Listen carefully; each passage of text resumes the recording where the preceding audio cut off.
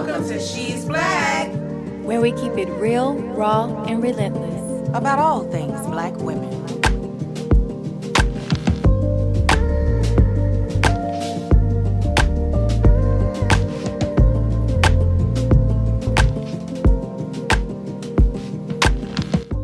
Welcome to another episode of She's Black, where we keep it real, raw, and relentless about all things Black women.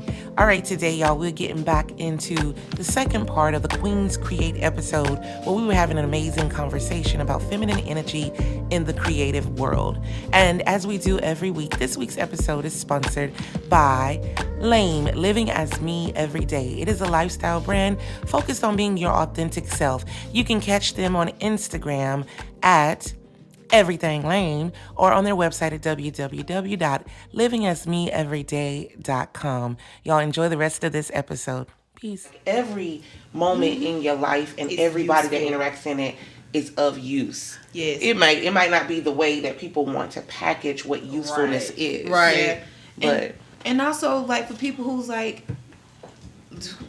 when I look at comments like that, if you want to know who your friends are, just get pregnant.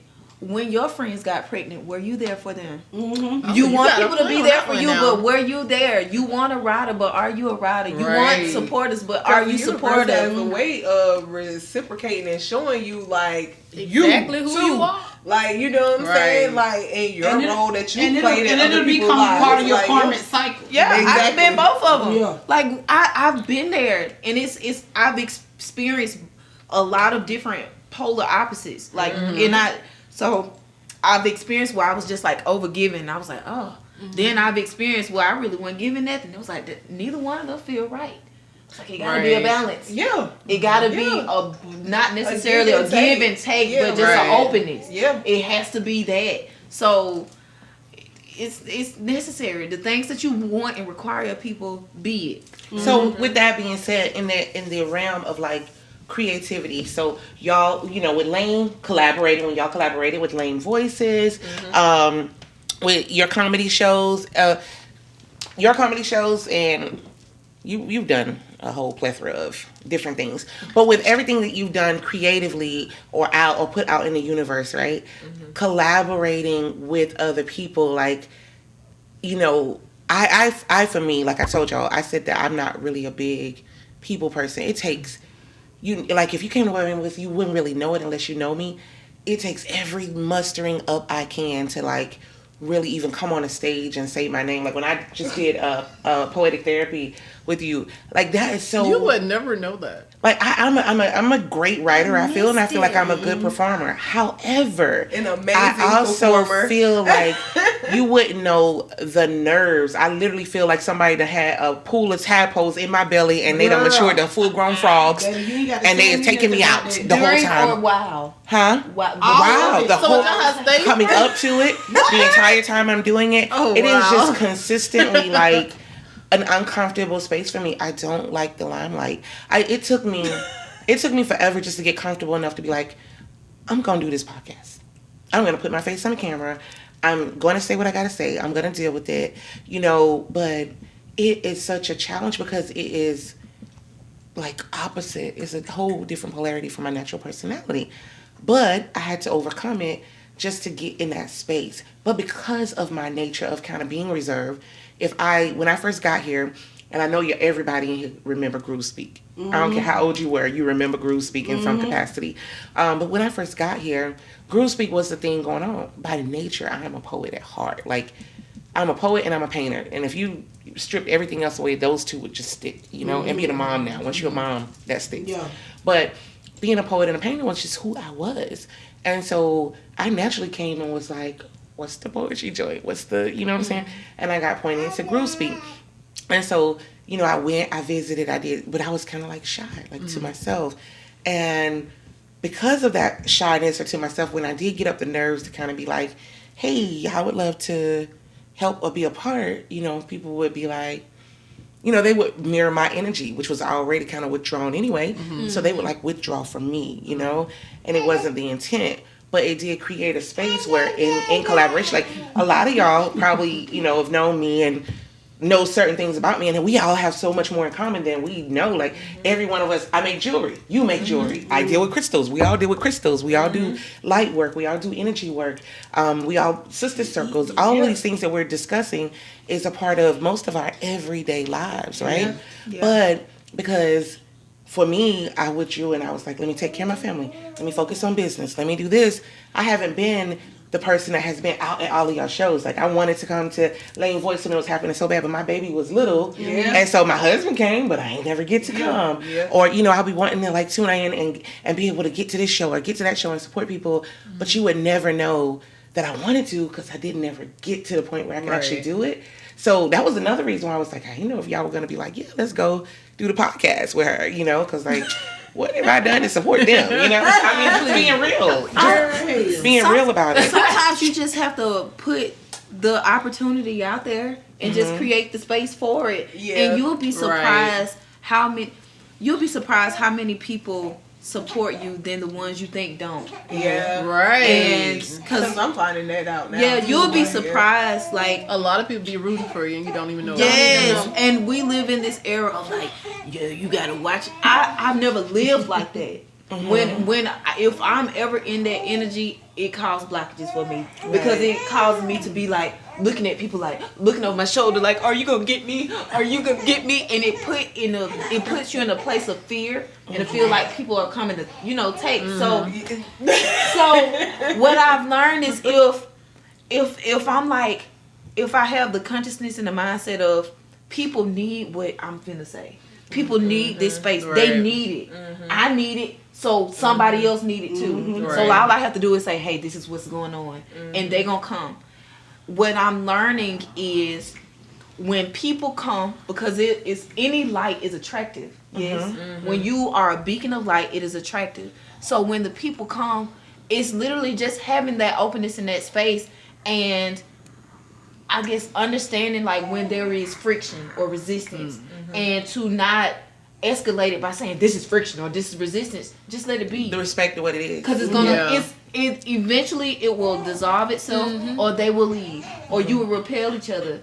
And sometimes it's just that specific season. But what I'm learning is to not, even if I have resistance with people, Albany is too small to not intermingle with circles. Right. So I don't want to burn bridges with nobody. Right. Whether you want to collaborate on this project or never ever again, I never want to burn bridges, because sometimes it literally just be the season or what somebody is going through energetically. Maybe it's off of a previous season and you carry that. I done been hurt before, or I done got before. That was a lesson for you to learn. Get that lesson so that we can move forward. So how does that work with y'all? Like, cause you know y'all did a lot of collaborating and. I think it was, what do we say? It was a great experience. And the only thing I can say is that, kind of just piggybacking off of what Lyrically Tru said, is that you just have to create that space, be consistent, because even with me doing Voices Radio, and it being about collaborations, but through conversations and me interviewing people who I consider stars and celebrities in their own right, you know, sometimes I can have difficulty just trying to, how do we say, get somebody to come and be interviewed, or to come and, you know, because sometimes they don't feel themselves worthy enough of the opportunity, and sometimes it's just not meant for them right then, you know what I'm saying? And I know even when it comes to getting outside support, I try to stay within a certain network of people that I feel comfortable with, and that's me again, having to get outside of myself, and I'm learning to do that more, and actually asking for help or asking for a certain level of support from certain people when I need it, instead of just feeling like I'm Superwoman and I can just do it all by myself, you know.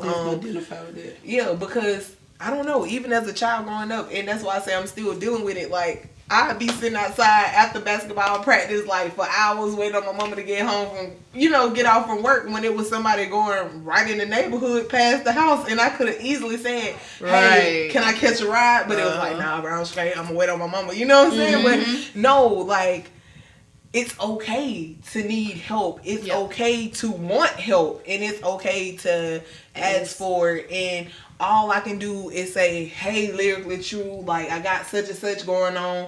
I think it would be great. Would you love to be a part of it? What's the worst that can happen? She can say no, or she can say yes. Like, and I don't know until I ask. So I'm having to get outside of that and really, like, start asking for support and for those extra collaborations, because here in Southwest Georgia, there are a lot of talented people. There really is. Artists, creatives can be a bit like temperamental. We weirdos. You know what I'm saying? We weirdos. Yeah, and so it's just like weird. For real, trying to get us to come outside, and I say us because I'm one of those people too, and saying like, hey, there is an environment, there is a space, and I would love for you to support it, and them seeing that it's happening on an ongoing basis, and that you're actually serious about what you're doing and trying to keep certain things and certain elements alive in the city, because we have so much negativity, you know what I'm saying, happening around and within. So it's like, I used to say to myself, like, it's enough bad in the world. I want to be a part of the good, you know what I'm saying? Like, so everything I do it in love and positivity. And if I offend somebody, it's not on purpose. If I come across like headstrong or a certain type of way, it's not on purpose. It's just like, I'm serious about what I'm doing and what I'm trying to bring to the people and have for the people, you know? So So basically just like piggyback off of both of y'all, just creating that space. Just because it is hard to get the creatives out, because we are weird like sometimes, but just creating that space for people to come out to. But as far as collaborating, like, it's okay, like actually having to trust, since we're talking about trust, being open enough to trust the people that you're asking to be a part of what you're doing. Whether, so, like what we create are like our babies, since babe over here. Come on, tell us, baby. Tell us. Snow. But what we create is really like our babies, so we be scared to trust people with what we create, what's ours, because we have a lot of possession over it, kind of, because to us, it came from us, although it comes from the other. So, but we have to be willing to be open to allow somebody else to come in to help with that creation, because it might be something that you didn't see or you didn't know that they could help you with. But you also got to be okay too with not being able to collaborate with certain people, especially people that you would want to work with, because you just might not match right then at that time. It might not be the right time. They might have something going on in their life, or we might have something going on in our life, or whatever. But just like what Lyrically Tru was saying, just try not to burn no bridges. Because even if it's not something that they're working on with you and your thing, they might need you for theirs, or you just might want to help with theirs. At least be a helping hand in the support system, some kind of way. So especially if it's rooted in love. So if you really going, if what you're doing for you and your creation is rooted in love, then everything else should be all right. Right. Yeah. So even if it may not work out exactly how you plan, it'll work out how it's supposed to. How it's supposed to. Right. But as long as you enjoy that interaction, that what you got from it, use what you got from it, utilize it somewhere else, because either way, that was something that you needed, that was something that person needed, that was something that y'all needed together, and so on and so forth. Like when we was doing Lame Voices, we had done it for like 2 years, and Nexus had said like, hey, I got some other life endeavors that I would want to try. So we was like, okay, cool. Right. So no love lost. Yeah. Like it was just you just gotta let people know. Like just communicate. So we was like, okay, cool. But we still do interview for Voices Radio. Although we still ain't emailed the back of that. And that's my part. I'm guilty for that. I ain't emailed about the songs, but she had 2 songs of ours still running for Black Love. I didn't plug that. I'm a singer with Black Love with my partner. Joe Team every day. Seafood Joe. Thank you. But yeah, so and she always support us. Like we just did a show. Like she told us about positive peering, and so we was able to perform for the youth, and that's something that, like we were saying earlier, that's something that we wanted to do. We want to be able to reach our youth, our future. So with these creations, as long as we learn how to collab and learn how to be trusting enough, not only with ourselves and what we actually have created for ourselves, but trust who we are opening ourselves up to, I think it'll be okay. I think that was, in my mind, out of all of the different partnerships that I've tried to have or have had at some point in time when it comes to business, that was one of the more, how do we say, Solid. Yeah, because it's an amazing group of people, you know, and like-minded individuals that were seriously working for a common purpose, and we utilized each other's talents, you know, to the benefit of what we were trying to do, and it wasn't where anybody was trying to step on anybody's toes. Everybody's giving their room and their space. Exactly. And we didn't always see eye to eye. No, You want it. We didn't always see eye to eye, but it wasn't like It was still You gotta respectful. work out yeah, respect. yeah. So it was like You gotta work out them kids. and wherever we didn't match up, it was like, all right, cool, but we still gotta do what we gotta do. right. So we did what we had to do. That's how, you know, with the She's Black show in general, it is for completely different women from 4 completely different backgrounds, and we can have a great time together, but we challenge each other. And if you ever watch the Deeper Dive Lives, like Chazzy, for example, right? I love Chazzy. Chazzy is an amazing person. She's an amazing artist. Y'all should really check her out. But she's awesome. Well, y'all know, those of you who know Salah. Y'all know Salah Dexter. Salah painted the mural on the library at Albany State. But his wife is Chazzy. So that's the other part of the She's Black show. Chazzy has an opinion that hardly ever matches any of ours, right? But You need it. yes, Right. but when you hear her and you hear her perspective, you can't help but to respect it. Yeah. And it doesn't change mine. Like, her perspective doesn't change mine, but I can respect the rainbow of perspectives that exist. And so, you know, that's the beautiful thing about like having that type of respect and not feeling like you're in competition.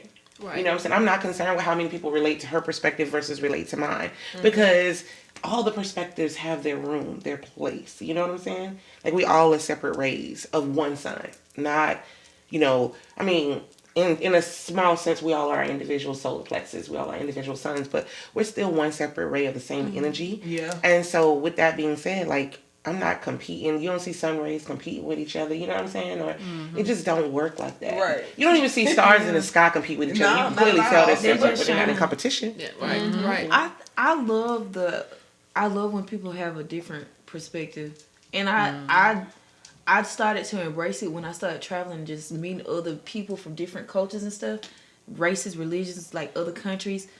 The fact that they have a different perspective, I always have something to gain, because whereas I'm looking at the world through this angle, when they come with a different one, and now I was like, oh, I ain't see that. And then when somebody else comes, it's like, oh, so I always gain something with different perspectives.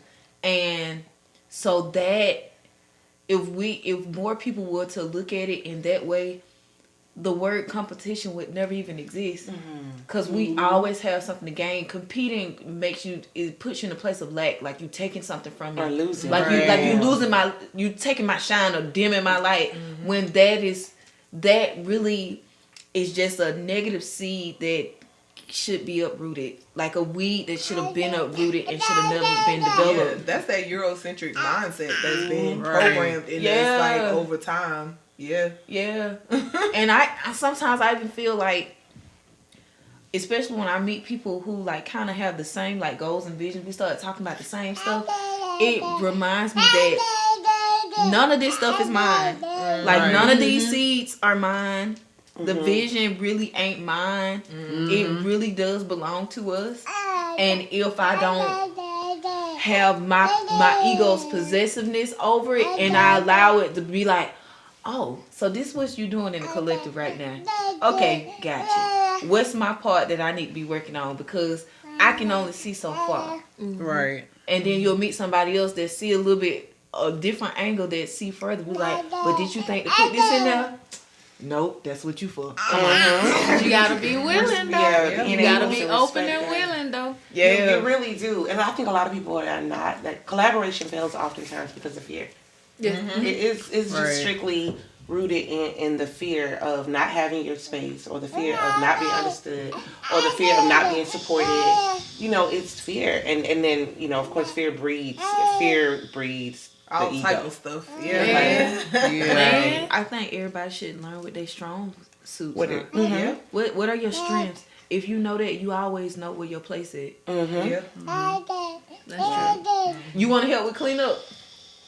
Yeah. I can organize some shit. Right. So y'all, one last point before we get to the end of, or the closing of this show. So, and this one is a little heavy-weighted for me because of my own dealings as a woman coming into an environment and like really being able to be a part of the creative scene, right? Mm-hmm.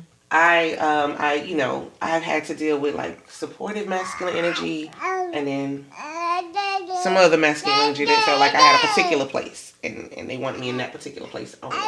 So it's a little bit different now from what I'm seeing from the outside in, but I want to know from y'all, because y'all are still on the inside of a lot of this. How is the balance, or how has it been balancing the feminine, bringing the feminine energy of creativity to the table with the masculine energy, and coming to a place where you can really create and nurture, you know, something ongoing? How does that work for y'all? How has it worked? With the feminine and masculine within ourselves, or just like the feminine as a woman and a man. Okay. Mm-hmm. So is that from? I'm struggling when it comes to that. So because I need more clarification. So is this pertaining to like men in trying to work in a collaborative effort, or this supporting is the creativity, the creative space, or is this in a partnership and not having the support? So I think it's two-folded, because, but I definitely think in the collaborative space is one for a certain space, and then having the supportive partner they're two separate things. So in the collaborative space, I feel like that's move a little bit easier for the most part if you are both collaborating on the same thing. Now sometimes you can be on the same topic but not collaborating, and that creates a whole different thing. And then sometimes you can be yeah. So it's just really dealing with like if you are on your own a creative, and let's say you're in a relationship that maybe that's not their thing.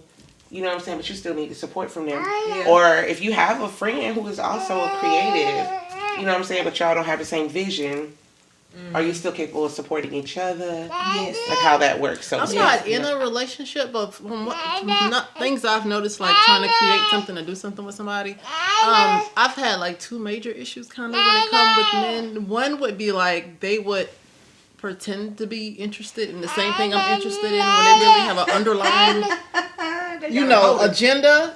Or the other way would be, I want you to take me serious as if I was a man, but they're not taking me as serious as I want them to take me. Like when it comes to like something heavy that's probably got to do with a lot of money or something, where like I want to be serious, like take me as serious as you would if you was talking to a man, and sometimes they don't, and I don't like that. Yeah, that's interesting, because this kind of reminds me of the interview we did, JB, when I asked you about being a female in a predominantly male space. And I think when it comes to the different creative elements, it looks a little different. You know what I'm saying? Because I can see a lot of men coming to support JB in her comedy, even though she's competing in a male-dominated industry. You feel me? However, when it comes to things like Voices Radio and Poetic Therapy, I was talking to Orion, and I was saying like, hey, I'm having a hard time locating male spoken word artists, and that's like their lane. They do spoken word, and not necessarily like I'm a rapper or a songwriter, and I'm going to take these lyrics and just do them without the music, but I'm actually a spoken word artist. And then even with Voices Radio, it's like it gets support from a certain type of male energy, you know what I'm saying, like that is more conscious or woke or concerned about certain issues and topics, as opposed to, even though it's a platform for everybody, brothers who are more so, what do we say, still into street life, if we can just call it that, aren't necessarily like, oh, I ain't trying to come sit down at no poetry event, bro. You know what I'm saying? Like, or I ain't got time to be trying to listen to no show on no radio. You know what I'm saying? Like, it's just like a different type of experience for different type of people.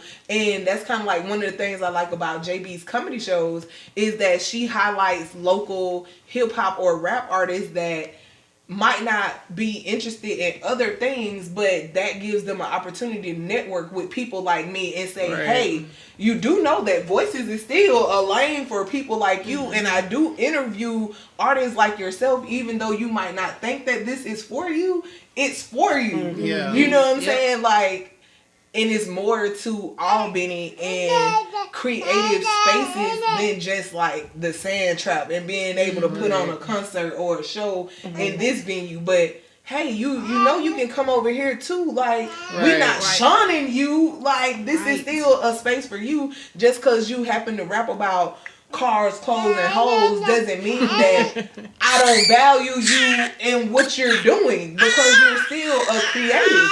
You know what I'm saying? And you have the right to express yourself exactly any way you deem necessary. So don't be confused by like the crystals and the head wrap and, you know what I'm saying, like certain attire. Like, I'm a real person too. Like, and I relate to real people. Like, I think they it's so crazy. That's I've dealt with perception. I've dealt with men who kind of have like a somewhat intimidation when it comes to like certain aspects of me, especially if they see women who are like on their stuff, instead of saying you on your stuff, you on your I need put me on.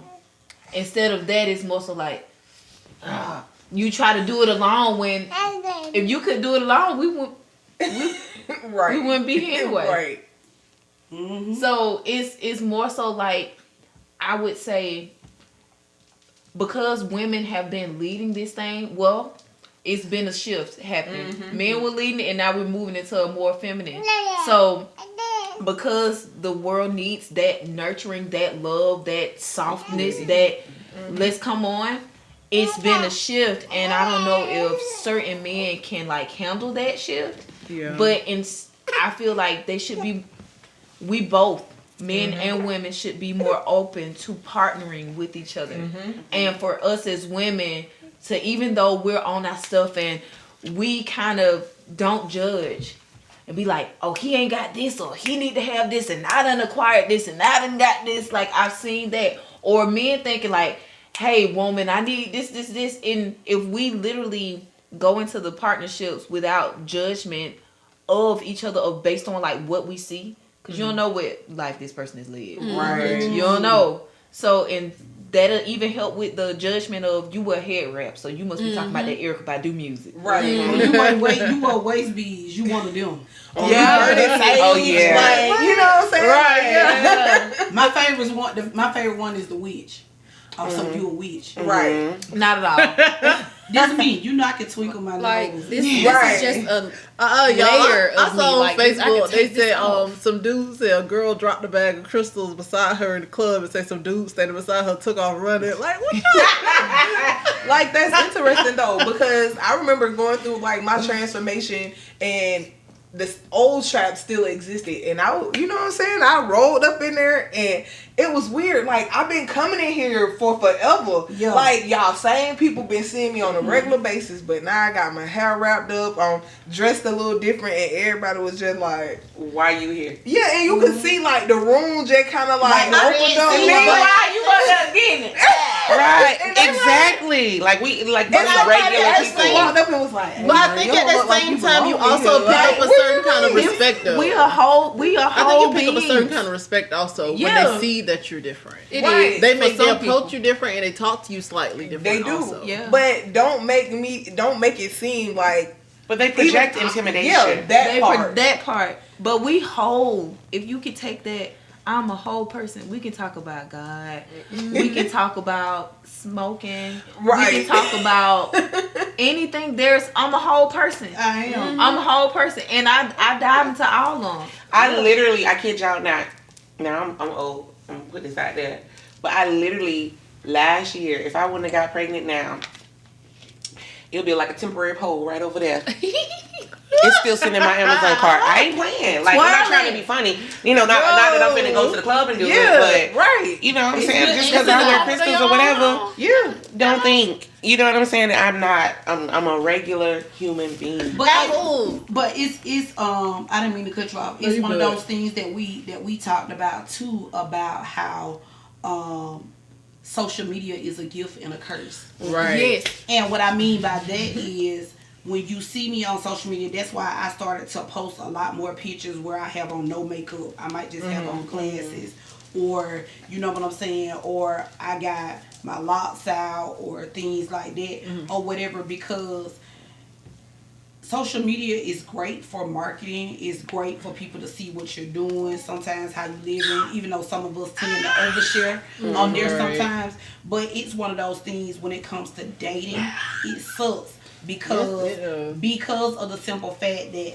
people, or when men see you in a certain light, it's almost like a stripper in a fantasy. It's like, I'm coming to the strip club, you white chocolate, I heard what you can do. Let me see it. Let's be magical. Turn into a unicorn. Right. But then when someone tries to get with you on social media, number one, you know, we live in a world where we lack interpersonal skills because it's so easy to slide to somebody's inbox or DM or whatever. So it makes it seem as though you're more accessible than you previously were. Number one, especially if you're popular on social media. Number two, you already have a preconceived notion of who you think I am because of what you see. Because of what you see on social media or whatever. And it's like, when you talk to me outside of there, it's like, yeah, because you've already created in your mind a perception of me that is false, and it's based off of assumptions and presumptions. It's based off of bits and pieces that I chose to put online. You ain't getting, because it ain't no bunch of stuff. Because I take it on the internet to laugh and lie.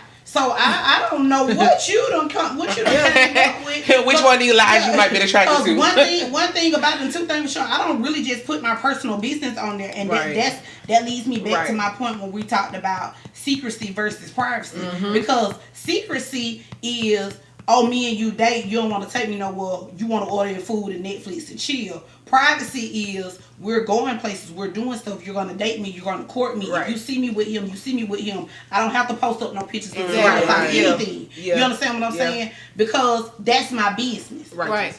But at the same time, it's one of those things where it causes you to, because like, for me, there's a difference between J.B. Carter and Jennifer Brooke Carter. J.B. Carter for everybody. You understand what I'm saying? See, but Jennifer Brooke Carter is about 10%. And those are the people that are most definitely going to defend me in my absence. Those are the people that understand me. To know me is to love me or whatever. So it's one of those things to where, you know, when we're out and you see people, and it's kind of hard to deal if you're like me, quote unquote, a social butterfly, and then you start to date someone who's an extrovert or an introvert and more closed off. So I had to realize that there were some things that I was so comfortable in doing in the relationship, or because I hadn't been with anyone publicly in a long time. So like now it's like we go places and I feel like you're leaving me, or I'm not important when I'm with you. Because for the last 4 years, I've moved through a crowd, or I've done what I wanted to do on my own. I've not had to say, "Are you okay?" or "Let me see," let me see what my man is, or whatever. Because like to me, it's new to me.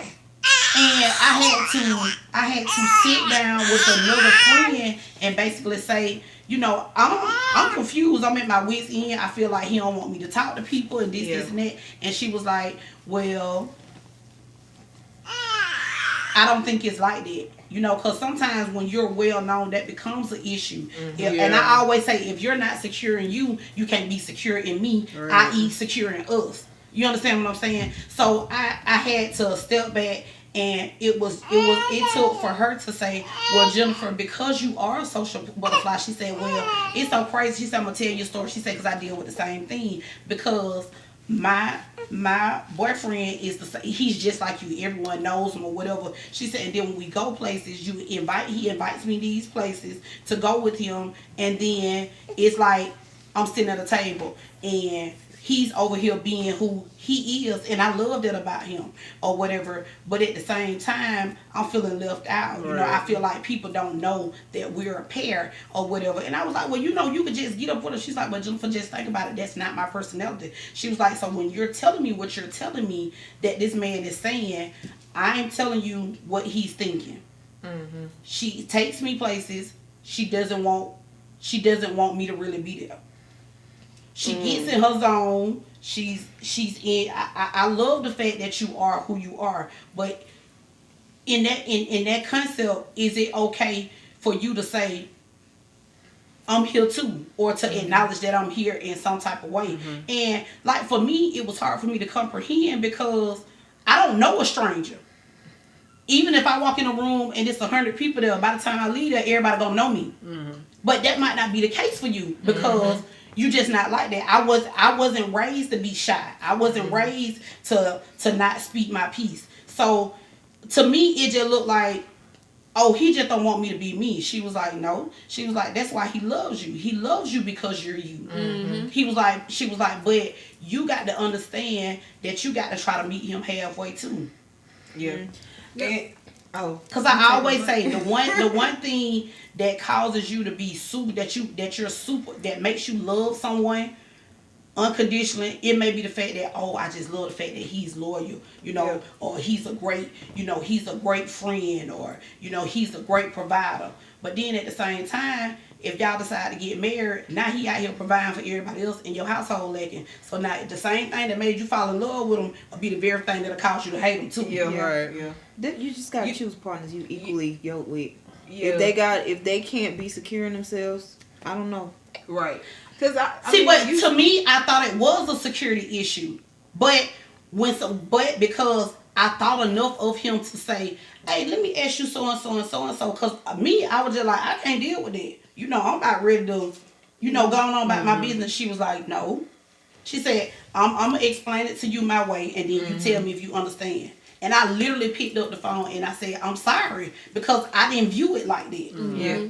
Yep. And I think you said a couple of things that triggered like some thoughts for me when you talked about those preconceived notions. Mm-hmm. And when you talked about, it was something else you said, but it just put me in the mind of whether it's feminine or masculine energy supporting different creative spaces. It's also an ego thing.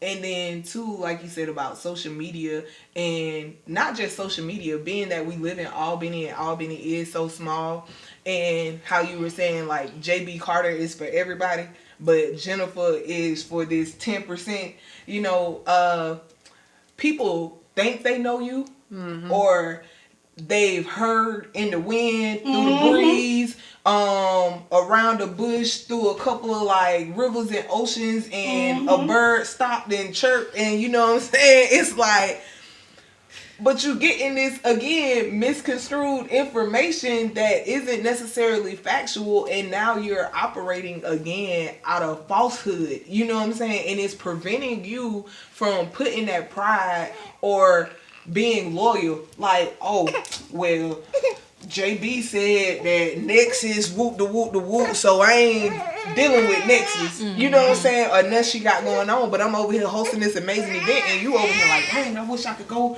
I really want to go, but JB said, so I ain't even. And it's like, bro, you don't know me. Come see what's going on. Introduce yourself and actually get to know me and see what's happening. And you can come and you ain't never got to even encounter me or deal with me. Just come for the experience. You know what I'm saying? And sometimes, like, here in Albany, I find that, like, whether it's male or female, like, ego, pride, loyalty to a certain group of people, or hearsay, she say, you know what I'm saying, not allowing you to support or be a part of a collective or a collaborative experience that could actually benefit you more than you think, but because of these preconceived notions and these other things, like, you're preventing and hindering yourself from even expanding and elevating past, like, a certain zone. But to go back to what you and Lyrically Tru was saying, I honestly agree with what y'all was saying, if I remember correctly, what you said. But my experience with men in the creative field, I haven't really had, like, too many rough experiences, but I have had an experience where I felt tried, because I'm like, I might not know exactly everything what I'm doing, but I'm trying my best. And it was how something was said to me in the midst of me being fair. I was trying to be fair with this particular person, and you said something, they had said something to me a little sideways to me, and I was just like, I know why you chose to say that right now, right then in that moment, because it was just me and him. My partner wasn't with me. So because he wasn't with me, you felt like it was safe enough to say, and I'm the quiet one, so she ain't gonna say nothing. Mm-hmm. But I might be quiet, but I peeped what you did there. Mm-hmm. And I bypassed it because it's a goal that I'm trying to get to with whatever I'm coming to you about. So I'm going to let that slide. But I took that mental note. So even with that situation, I've actually had something when I worked at Lowe's that was similar with a woman. So it's like, for me, I can see the similarities from both ends. So I've dealt with the same thing with both parties. Mm-hmm. So I don't really create a divide with that, like when it comes down to the frustrations dealing with men and women, because I wind up, it kind of feels the same. Yeah, it kind of feels the same for me. It's just, for me, I'm looking at your character. Mm-hmm. It's your character. So, and we all both have feminine and masculine energy. So I'm like, whatever you dealing in and dwelling in right now, that's where you at with it. But I'm over here. So, and that's what I've really kind of come to terms with when it comes down to dealing with men. But when I'm dealing with women, I wind up realizing I deal with a lot more attitude. I might deal with a lot. It's different, because it's like I'm dealing with ego, although with men, I'm dealing with ego, and with ego, you do have the emotional side of that. But they're so different from how a woman show hers. And how a woman show her ego is like... It's subtleties, usually. Sometimes. Sometimes. Other times, most women be right at you in your face, and they could be completely wrong with it. But with however they come at you, but that's what they is.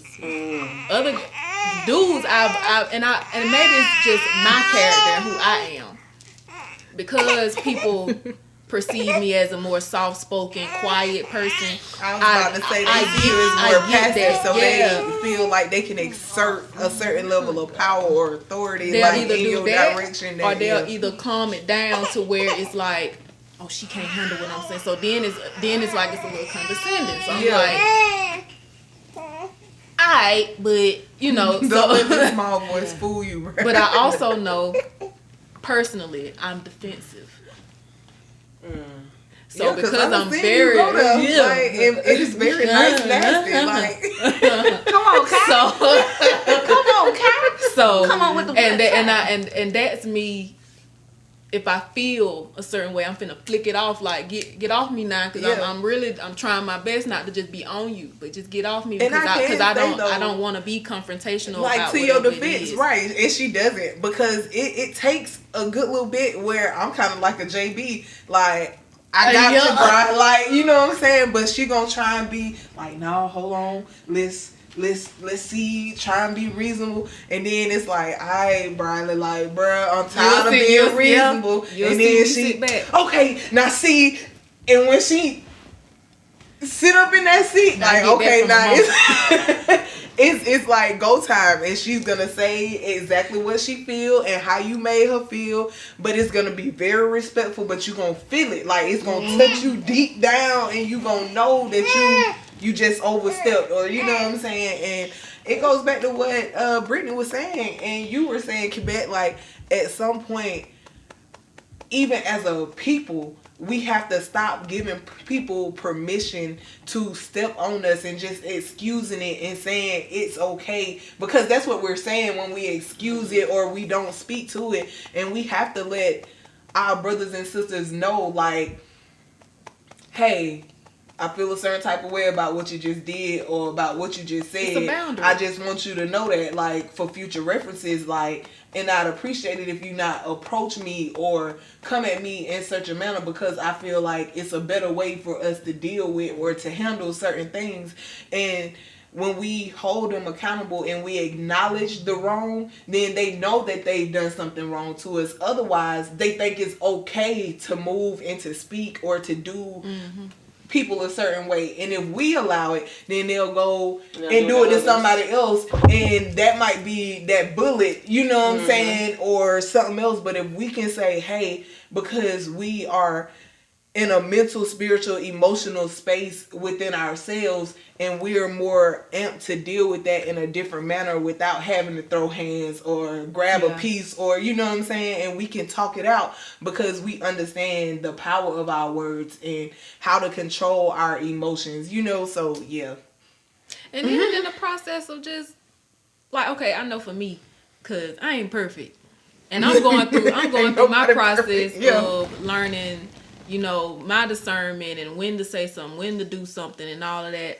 And knowing when I'm being defensive or when I'm stepping up to the plate and doing this. So because I'm in that space, I try to be mindful of where somebody else is, because I don't really know what they going through, what they dealing with. So, which is kind of hard too when you try to understand somebody's energy, when you actually take in their energy and you don't even realize you're taking on their energy. Because I'm that type of person too. Like, I wind up taking on somebody's energy and don't even realize I'm doing it until it show up in an outburst, and I'm arguing with my partner, Sifu, when I'm arguing with him or whatever, and he'll be like, you alright? And I'm like, yeah, what you mean? And he be like, your face, you sure? And I be saying, yeah. But then after he done asked, I have to go back and be like, what was I just exposed to? Or what was I just thinking about, or whatever. So even down to the conversations, like to go back to the situation I was saying about the dude or whatever, and the woman that lose. Like, I don't know where they were sitting there. I don't know how they was feeling or whatever. That might not have even been for me. That might have just been some personal stuff they was dealing with. But at the same time, like you were saying, you still got to draw your boundary, though. You got to draw that line. So either way, with dealing with men creatively or dealing with women creatively, however, whatever field you delve in creatively, you're going to wind up dealing with some people that's going to cross that line or going to do something where you're going to have to really place that boundary, or it can be a little difficult, or you are going to have those hard conversations where you're going to have to figure out where exactly you sit with this person, this place, if you need to even be communicating with them on that level about this, or need to move on to something else, vice versa, whatever. But me personally, it's just character. It don't even matter. It doesn't have a sex or gender tie. It's just character. Character. I 100%. I 100% get that. I think for me, you know, it was a space where the particular, I'll say in the poetry realm, for a long time, it was a lot of men as gatekeepers to the poetry thing. And I remember when I first, when I wrote to write. I didn't write to perform. I never used to write to perform. And when I first decided to read or share what I wrote, you know, and I got exposed to what's called poetry slams. And I was just interested by nature of like, what is that? And I remember asking like, what is a poetry slam? And someone who could have just simply told me what a poetry slam was, instead said, it's not for you. You might as well save your money. Hilarious. I'm dead serious. And this person, I'm cool with this person right now, right? But they literally said, it's not for you. You might as well save your money. Mind you, I was 18 years old. So I was 18. I was a child, basically. I was fresh in the military, just not sharing. It's not for you. You might as well save your money. And I was confused. And then I had another male who was, you know, he was one of the gatekeepers as well. Is a good friend of mine, and still to this day. But he's actually, his name's Jabir. His name's Will Baker. He actually wrote the song Don't Take It Personal for Monica. But, you know, the Say What, Say Word that we did at Wet Mike, the Say Word actually was inspired by, because every time he hears something he thinks is dope, people like, say word. So that's really where the Say What, Say Word came from. But he overheard that situation. And he was like, you want to be in a slam? And I was like, yeah, I guess. I don't know. What is it? He was like, you should be in it. And I was like, you think I'm good enough to be in it? He was like, no, not yet. But we can get you there. You want to be in it. You know, you got some time. So if you want to practice. And he kind of like, the delivery part of my performance, he groomed me to, he didn't create my delivery, but he groomed the confidence for me to deliver. He water. Right. That's what we were talking about earlier. Right. And so like, it was just a situation where I experienced simultaneously like a man that just kind of you could have just answered my question. Like, just told me what a slam was. You ain't had to like knock me in, and I didn't even say I wanted to be in no slam. Right. You know what it is? Yeah. But then, you know, Jabir overheard it, and he did it egotistically too. He didn't really do it for me. He did it because he called himself, his nickname was the God Poet, right? So the real reason he did it was to prove to someone else that the poet they thought couldn't succeed, that he could jump in and help them and they could be great. Right. So this poetry slam, which was a pretty big slam in Texas, I ended up placing third. I have no clue how I really don't know how I placed third. But that was an accomplishment in a slam with that many poets, and to make it all the way to the final round. But it's just a point that had I listened to that one guy, I just would have shied away from that. Right. And probably wouldn't even perform. Wouldn't be here today, you know, as a poet or as a person even interested in the creative aspect of any of that. Because that was before I was painting and everything. So I've dealt with like men that kind of close things off. But I've also dealt with women who were super competitive. And so like the men might close the gate, but the women gonna compete with you, like, and not honor. You know what I'm saying? It would be like, are we really competing? Like, I didn't even understand. Like we had this little poetry group called Lyric in Texas, and we would literally be, you wouldn't even realize it, but it would be like subtle things that men would be like, the other male poets would be like, oh, she the sexy one in the group, or she the cute one in the group, or she the, and so everybody would, we'd be in this group, and they'll be like, are we really competing for who the sexiest poet? Like, what does that even have to do with the poetry? Right. Yeah. But now somebody done whispered it, so now everybody's trying to be the sexy poet. Like, it'll take away from the craft. So I've dealt with, like you said, on both ends. It just really depends on what energy you dealing with it, you know. So that's why I just be you. I just be out here, man. Like, and I really try not to. I try to be that way, but I try not to be that way at the same time, because you know you want to put yourself out there in the best light, the best foot forward. But like, my hair ain't cut. Like, I need to wash my hair. I got on this hat or whatever. That's supposed to hide the hell, but if I took the hat off, I promise you, I don't wear a hat every day. So if I wasn't doing this podcast, like, I would be out here thugging it. Wouldn't even have brushed my hair. Like, so I don't. That's a part of you, though. I don't even wear makeup. Like, I don't even wear makeup. Not even on stage when performing. I don't even wear makeup for the simple fact, like, this is me. Like, period. Somebody needs to see that. Right. Like, so that they can see themselves, because there's a singer who does not like wearing makeup, and somebody done said, you gotta wear makeup. Yeah. I've been told that. And or so you when need they to wear your hair a certain type of way. Like, and when they see you being you, they gonna say, raw and uncut. Cause Yeah. look, y'all will catch me in some sneakers before you catch me in some heels in a heartbeat. Word. But if I feel like I want to wear some heels, wear some heels. You can wear some And if I heels. feel That's like I like want to your put on whole some person. eyeliner, That's I'll like put the on young eyeliner. that's your black girl business. that's doing Mine. weather or that's doing the news now, and she have on all these cute outfits, but she got on sneakers. She got them on her interviews. You could tell she a sneakerhead. She might have on a dress, and then she got on some dope man. I love it. Yeah. So it's just like, and she's gone viral because it's like this is That's what her I'm doing. trademark now. But That's her look, thing. and kind of like the brother, that could have been discouraging, you know what I'm saying? But even with this sister you're talking about doing the weather, now there's a little black girl who hasn't seen herself in that position, but she might like the weather and doing, you know what I'm saying? And that might be something she want to do, but all of the faces that she's seen so far didn't look like her, nor did they dress in a manner that was appealing to her, you know what I'm saying? But now it's saying, hey, you can be creative in your dress and attire and still have a certain type of career and be, you know what I'm saying, seen in a different light. And you don't have to necessarily, you know, because they say like dress business professional, you know what I'm saying? Or we having career day, you know, and the kids have to dress for the career. But it's like what does business professional look like? What does, you know what I'm saying, professional dress look like?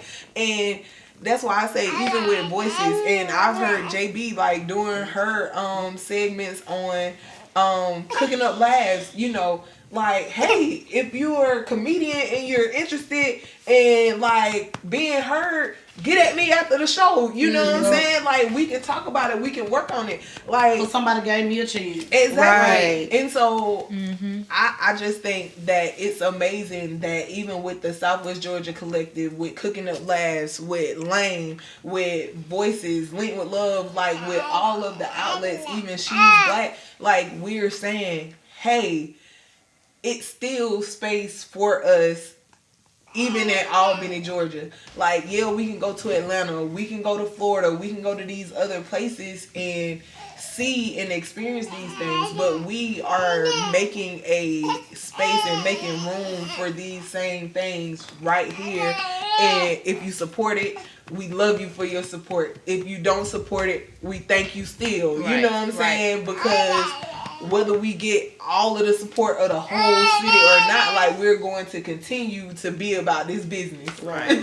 But support comes in a multitude of forms too. No, So yeah. So it's I've not had just people- physically being present. Yeah. I've had people buy tickets to shows that have never been to a show that I've done. Yeah. People that have never seen me on stage. Yeah. Or whatever. So That's one thing I did. I bought. I couldn't come, but I did buy the So tickets. whether it's tickets, if you sharing a flyer, you know what I'm saying? Yeah. If it's word of mouth, I mean, that like people don't realize that you appreciate that in any aspect.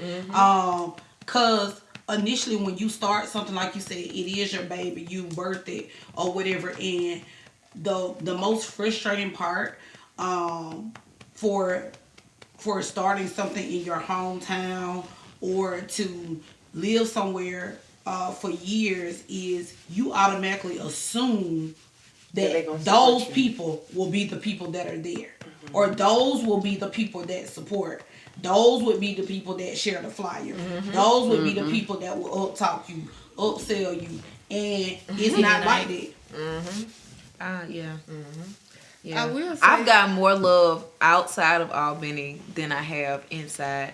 Like, I was telling my mama one day, and I was like, it's like when I was getting ready to leave Albany to go off to college, it's like I was in another incubation phase, and it's like God was like camping so many angels to protect me and just making provisions. And when I left, I literally already had my big sister in place, my brother in place, my mama was in place, my daddy was in place, my cousin was in place, my best friend was in place, and I didn't face that much adversity. Like, you would think the world's just always so dangerous.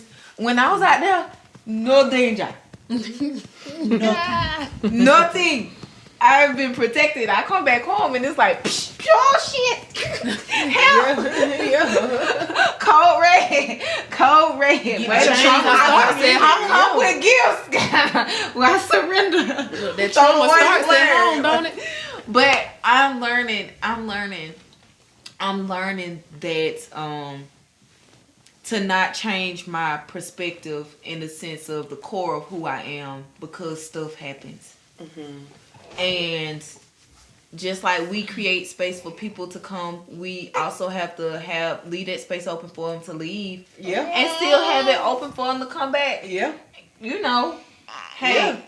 And because you may meet the same people, different faces. Yep. That part. And if you didn't get the lesson the last time, that same person is going to come to you in the future to work with you. Yeah.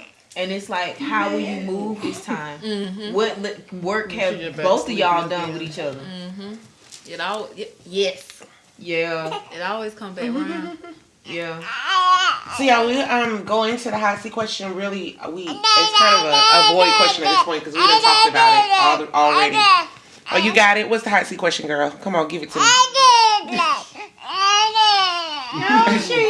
Okay. Yeah, she's trying to let us know. Well, the hot seat question was going to be if you can recollect like the most challenging experience that you've had with like paving the way for your vision, like getting your vision out there, and how did you navigate getting around it? But you know, we've kind of delved in and out of that the whole conversation. But if anybody wants to share, you don't all have to share, but if you want to share, that would be amazing. Having the funds.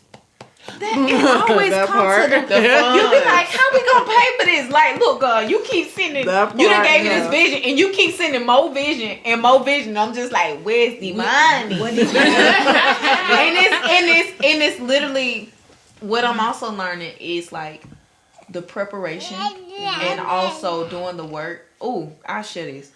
I was like getting ready to like plant some seeds for a masterclass that I'm working on. And I was like, I want to go through a trial with somebody first. And literally the next day, somebody came. And I was like, okay, so I'm not going to charge you for it, but this is what I would charge in order to do this class. But I need to document everything so I can have my format. So we going through, and it's like a 4 or 5 and a 6 week intensive. And literally, I poured so much information during our first session. When she left and I left, I got in my car. I literally got the exact amount what I would have charged for the session. And I was like, so God literally has already made provision for everything.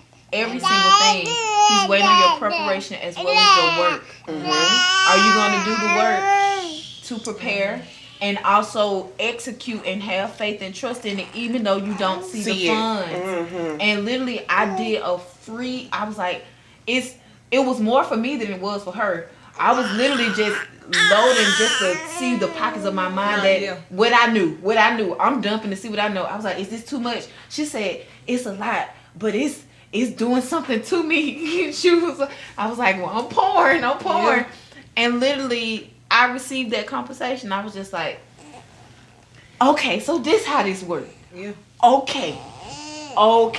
So can you please give me another footprint so I know where to step? Right. Anybody else care to share? Yeah. So outside of, go ahead. For me, consistency. Consistency is that's something that I struggle with. Me too. Along with the funds, yeah. But the consistency, like you can start something, you had ideas, you'll be inspired to do it, you'll be like, yeah, I'm finna do this and this and this. And then when you sit down to do it, you'll get started and you might come to a crossroad. Or you realize a conversation needs to be had and the conversation wind up taking a little longer and you still ain't got to no point yet. So now it's like, oh, I'm a little overwhelmed. Or I'm getting a little anxious now at this point. And then it stopped. Gotcha. And then it'll take a few weeks and I gotta pick it back up. And I'm like, dang, I ain't got nowhere. So now I'm back at square one. So for me, or maybe not square one, I might have made it to 3. And I'm still at 3 when I could have been at 6 by now. So it's like, you gotta move a little faster. So for me, it's consistency is one of them things for me that I'm like, that gotta. Is it consistency or follow through? The combo for me. Combo man. I gotta think on that one a little bit. It might be follow through. It sounds like I look at everything now as the same process of birthing a baby, and it's like how many miscarriages you gonna have? Like, yeah, that just hit me. I'm sorry. Because after so many, they're gonna be like, you need to stop trying. So how many more chances you gonna get? Right. Or how many more opportunity? Yeah. But sometimes consistency is a thing that lasts like for a long stretch, because like you might think, okay, this is the time to do it, this is the time to do it, and then when you finally step out on it, it wound up being major. Where if you would have stepped out earlier or back and then, it wouldn't have been that big. But since you done waited, you done learned the lesson, you done followed. You know, this thing came through, someone else a certain season that came through, you done learned this to where like now this happened. Just like how y'all was saying with acting, you had to learn all the different things. Like now, you know a whole lot more about your situation that you're doing. So if something come in and try to, you know, knock it over, oh, you done learn more, so like you can keep it going. So as long as you keep going, don't try to feel bad about it. Cause like that's like, you know, like on internet we see, oh, this dude, his store done taking off, you know, his business is booming. But we ain't seen that he been selling out his trunk for 10 years. Right. And now, this is, you know, what he done put in on it, because he stayed consistent. Yeah, you ain't hear about it here and there, but you still doing it. You gotta pay attention to the glimpses you get. Right. Because what may look like a failure wasn't a failure. It was literally a glimpse to what you gonna be going to next. So okay, that was just your stepping stone. You gotten that down pack, or something didn't go right this way, so you learned that. Okay, so the next time it come back around, you got this and this and this to lead you to the next point. So maybe it is. I hate when somebody comes through and they be like, "Are you still doing this?" And I be like, "Yeah." Just because you don't see it on social media don't mean they ain't doing it. Yeah. It just it's one of those things. Christopher Michael, you remember Christopher Michael? That, you know, that's my people from Texas. That poem that he did, it stuck with me all these years. It's amazing how nature moves through the breeze, seductively stroking trees, forth, back and forth again, while gravity and the wind forces the mighty behemoth to release its seed. If nature knew it were a thing of terror, would it still release its seed? So what is the thing that keeps you from following through? Is it fear? Oh, it's always fear with me. I know that's my child. That's of what being great. Yes, and that's why I was. That's gonna exactly say, what it is. I was gonna keep it short and simple because it kind of summed up for me a sense of self-doubt, which is connected to fear and feeling like I'm not good enough. You know what I'm saying? Like, am I good enough to be doing this? Am I strong enough to hold this weight? Yeah, like, is what I'm doing valuable? Is it beneficial? Like, who is really hearing me? Like, who am I doing this for real? You know what I'm saying? Like, and what is it gonna look like in the future? So it's like self-doubt and feeling like I'm worthy enough to be the person that's actually presenting this information, or, you know, guiding these sessions or providing this information. And is the information that I'm providing and the outlets and the resources valuable to the people that I'm trying to give it to even keep doing what I'm doing? You know what I'm saying? Because it's like, hey, I don't have to be here on Tuesdays, like, doing this, you know, like, I can be doing something else, but this is what I've been, like, for a long time, like you say, like, incubating ever since I was a youth, like, and I know I'm supposed to be right here, but is it really doing what it's supposed to be doing? So y'all, this has been a great conversation. I really appreciate y'all coming on. Hopefully we'll have y'all on again, maybe together, maybe separately, or maybe, you know what I'm saying, we'll be doing some live shows of y'all stuff, just kind of, you know what I'm saying, promoting what you all are doing individually. Again, make sure y'all check out each and every person that is on this show. He will be, you will be able to see y'all should be tagged in the show, so you'll be able to see your social media engagement information, and also the brand. So support these women in what they are doing in this community, and, you know, I got a whole bunch of creative people outside this community, so make sure y'all, you know, support as well. And then with that being said, thank y'all for joining us. Thank y'all for staying with us. Remember to always let us know what you want to hear, what you want us to talk about. Sorry. If you're watching us on YouTube, remember to like, share, subscribe, hit the notifications button. And then, of course, catch us on Facebook and Instagram at The She's Black Show and www.theshe'sblackshow.com. We do a closing affirmation each week. This one is fairly simple. It is basically the title of the show. We were born to create, so queens create. Just that simple. Y'all have a lovely week, and make sure you catch us on the Deeper Dive Lives. All right, peace.